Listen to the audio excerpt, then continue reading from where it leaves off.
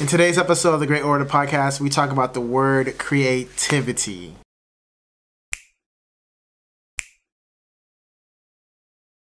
So it's been a month since I've been back on the Great Orator Podcast tune. So I'm back. Today I just want to do things a little bit differently. I wanted to talk more about some of the words that we're going to be talking about today rather than saying what it means to me and all that stuff like that. So today's word of the podcast is creativity. And for as long as I can remember, I've been always fond of creating things, where it's like my own comics, whether it's creating my own anime things, because anime was a big part of my life growing up. It's always been a part of my life, and I've always wanted to create something. So that's why I pursued the design field, which is kind of the creative area. I just love creating things, and my first year of college, I was trying to become a industrial designer. I wanted to go into industrial design, but I didn't get in, but I got into the graphic design area, which kind of blew my mind because I didn't know how much you can do with graphic design until after I graduated. One thing that really stuck with me when I was in my design classes was they gave us limits to create some things. It was one of my first projects ever. They gave us a limit to create something, and then they told us that there's power and limitation.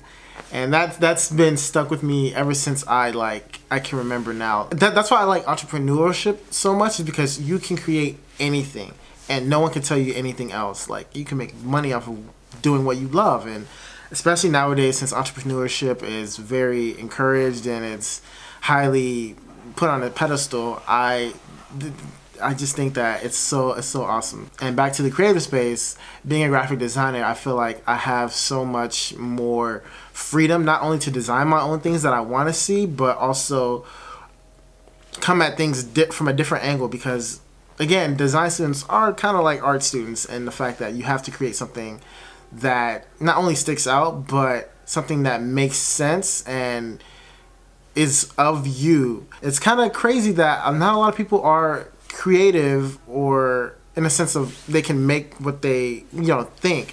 They have to get somebody else to think to draw out their thoughts, which is something that I find very off-putting. If I don't like somebody else's work, I can't say, nah, change this up a little bit, because people will get frustrated. It's happened to me before, so I can only imagine how it is for people who can't do that and are the boss, basically. I really want to empower people to just make sure you just take classes, or at least just create something that you like, and try your best to make it. If you can physically create whatever you envision, there's nothing better than that. Like, that's the most freeing thing that you can ever muster up, you can ever come up with. Once you put it into somebody else's hands, you kind of lose power in a way, because it's not really your thing. It's somebody else's interpretation of what you told them, and it's not fully what you envisioned. I would definitely highly encourage people